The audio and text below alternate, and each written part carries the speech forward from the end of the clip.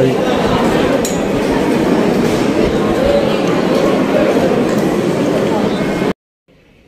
High বন্ধুরা, welcome to Banga channel. আজকের আমি এই ভিডিওতে আপনাদের সঙ্গে শেয়ার করতে চলেছি বেলুর মঠ আশ্রমের বেলুর মঠ রামকৃষ্ণ মিশন আশ্রমের সময়সূচি।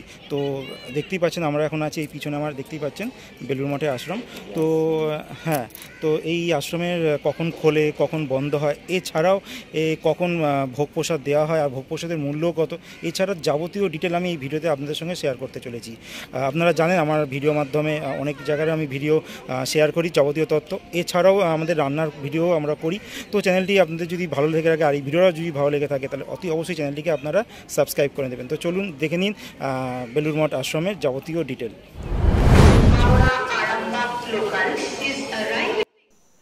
বেলুর মঠ পৌঁছাবার সবথেকে কাছের রেলওয়ে স্টেশন হচ্ছে বেলুর রেলওয়ে স্টেশন।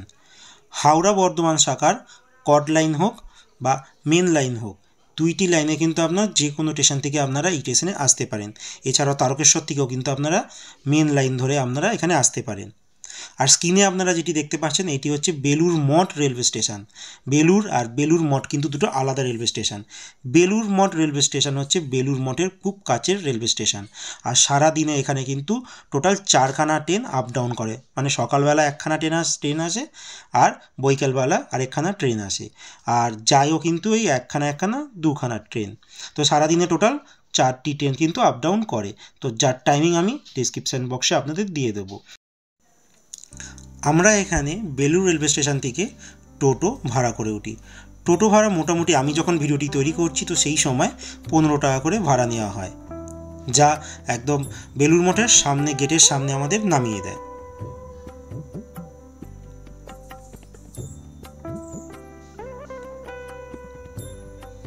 এই হচ্ছে বেলুর মঠ যাওয়ার প্রথম গেট। মন্দিরের মূল প্রবেশদ্বারের মুখেই কিন্তু মন্দিরের সময়সূচি দেওয়া রয়েছে, যেখানে এপ্রিল মাস থেকে সেপ্টেম্বর মাসের সময়সূচি সকাল 6:30টায় মন্দির ওপেন হচ্ছে আর 11:30টায় বন্ধ হচ্ছে, আর বিকেল ঠিক 4টে থেকে ওপেন হচ্ছে আর বন্ধ হচ্ছে রাত্রি 9টায়। আর ঠিক অক্টোবর থেকে মার্চ মাস অবধি কিন্তু সকালের টাইম একই থাকছে, রাতের টাইমটা একটু চেঞ্জ হচ্ছে, বিকেল 3:30টে থেকে রাত 8:30 অবধি ওপেন থাকছে। তো মন্দিরের ঢোকার প্রথমেই একটা দেখতে পারবেন, এই হচ্ছে ফ্রন্ট রাস্তাটা, দুধারেই আপনাদের কিন্তু গাড়ি রাখার একটা ব্যবস্থা রয়েছে। তো আপনারা সেখানে গিয়ে কিন্তু গাড়ি পার্কিং করে রাখতে পারেন। তো আমি মন্দিরের ভিতরে প্রবেশ করে গেছি। তো দেখতেই পাচ্ছেন মন্দিরের ভিতরের অংশটি।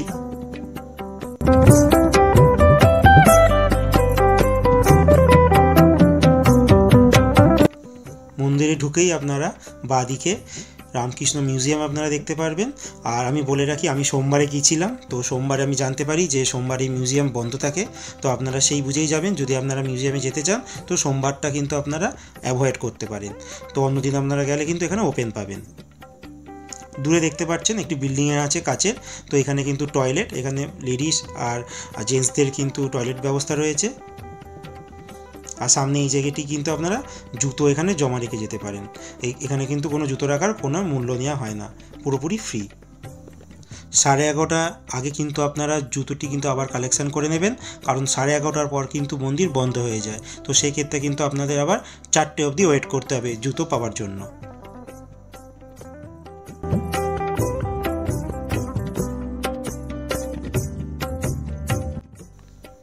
এবার আমি আপনাদের দেখাচ্ছি রামকৃষ্ণ মঠ।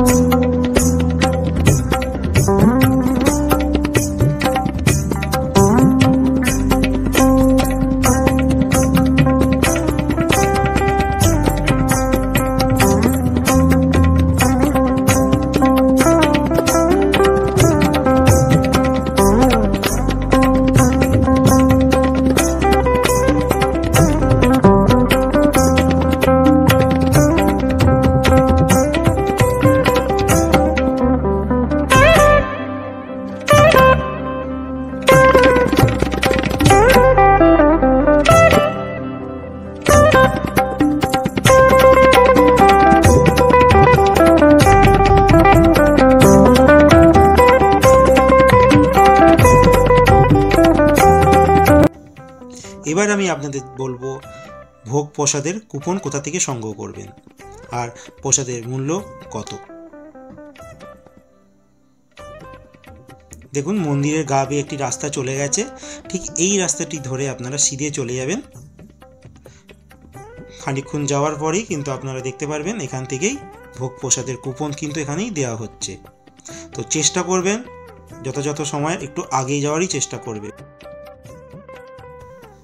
এই পথ ধরেই বাঁ হাতে মন্দিরের অফিস পড়ে, আর সেই অফিস থেকেই আপনারা কুপন সংগ্রহ করবেন। আর বলে রাখি, এই কুপনের জন্য কোনো নির্দিষ্ট অর্থ বা মূল্য নেওয়া হয় না, আপনারা যা দেবেন সেটি কিন্তু অনুদান হিসেবেই নেওয়া হয়।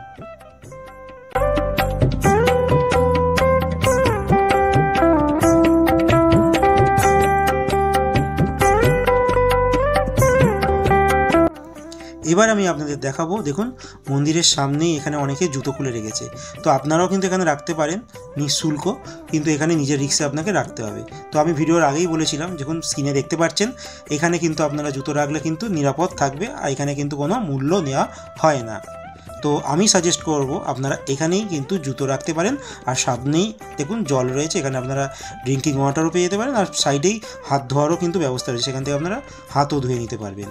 এরপর আপনারা মন্দিরের চারিদিকে কিন্তু ঘুরেও দেখতে পারেন, খুব সুন্দর জায়গা। বাইরে যে স্ক্রিনটি দেখলেন, এই স্ক্রিনে আপনারা যখন মন্দিরের ভিতরে সন্ধ্যা আরতি হয় তো বাইরের থেকে আপনারা দেখতে পারবেন।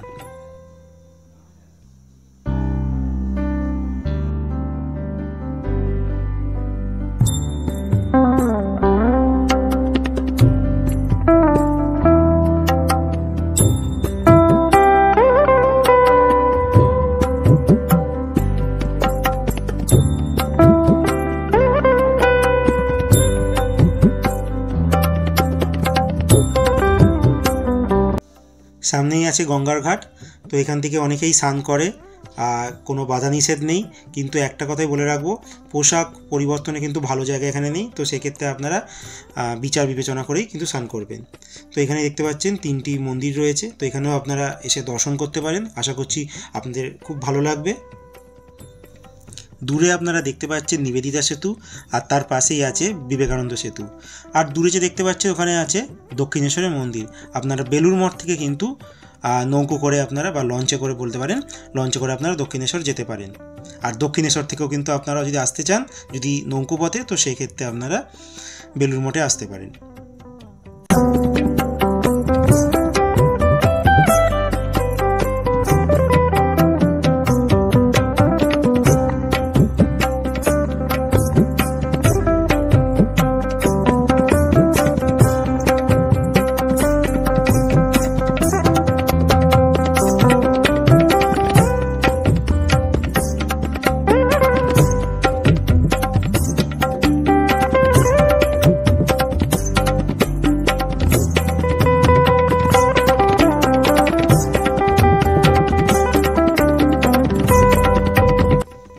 এবার আমি আপনাদের জানাবো ভোগ প্রসাদ কখন দেওয়া হয়। ভোগ প্রসাদ দেওয়া হয় সকাল 11:40 থেকে দেওয়া হয়। অলরেডি লাইন পড়ে গেছে, আর আমি মূল যেখানে প্রসাদ দেওয়া হবে সেখানে প্রবেশও করে ফেলেছি। আর সামনেই দেখবেন এখানে অনেক কল রয়েছে, সেখান থেকে আপনারা হাত ধুয়ে নিতে পারেন। দেখুন সাইডে রয়েছে, মানে ডান দিকে রয়েছে গঙ্গার পাড়।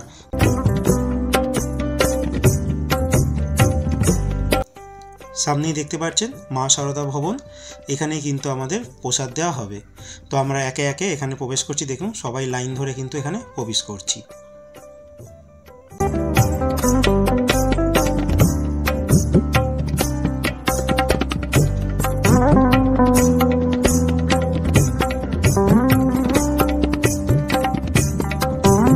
এখানে আপনারা দেখতে পাচ্ছেন এখানে স্টিলের থালা গ্লাসে প্রসাদ দেওয়া হয়, আর একটা বিশাল বড় একটা কক্ষ, যেখানে একসঙ্গে বহু লোক একসঙ্গে প্রসাদ গ্রহণ করতে পারেন।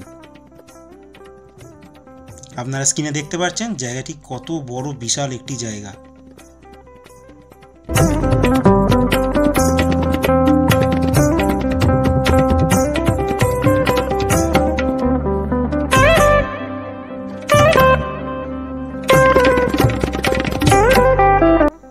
ভোগ প্রসাদে আমাদের দেওয়া হয়েছিল খিচুড়ি, সঙ্গে 2 রকমের তরকারি, আর ছিল পায়েস।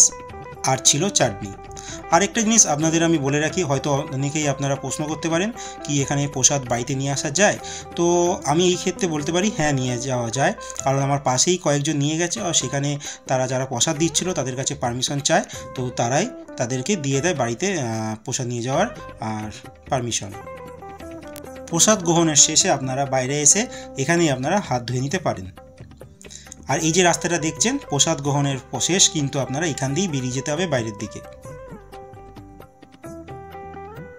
কারণ এই জন্যই আমি বলছি আপনাদের এদিক দিয়ে বেরিয়ে যেতে হবে, কারণ পিছন দিয়ে কিন্তু তারা অ্যালাউ করে না, কারণ ওই দিক দিয়ে মন্দিরে প্রবেশ করার জায়গা, আর মন্দির কিন্তু 11:30টার সময় বন্ধ হয়ে যায়।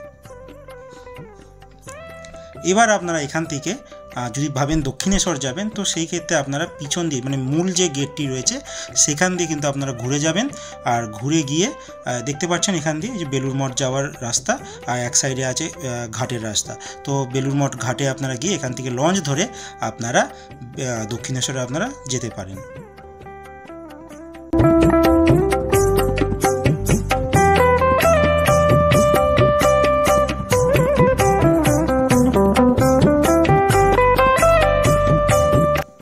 সামনে যে আপনারা গেটটি দেখছেন, যদি আপনারা দক্ষিণেশ্বর থেকে বাই লঞ্চে করে যদি আসেন, তো সেই ক্ষেত্রে আপনারা এই গেটটিতে আপনারা ভিতরে প্রবেশ করতে পারেন।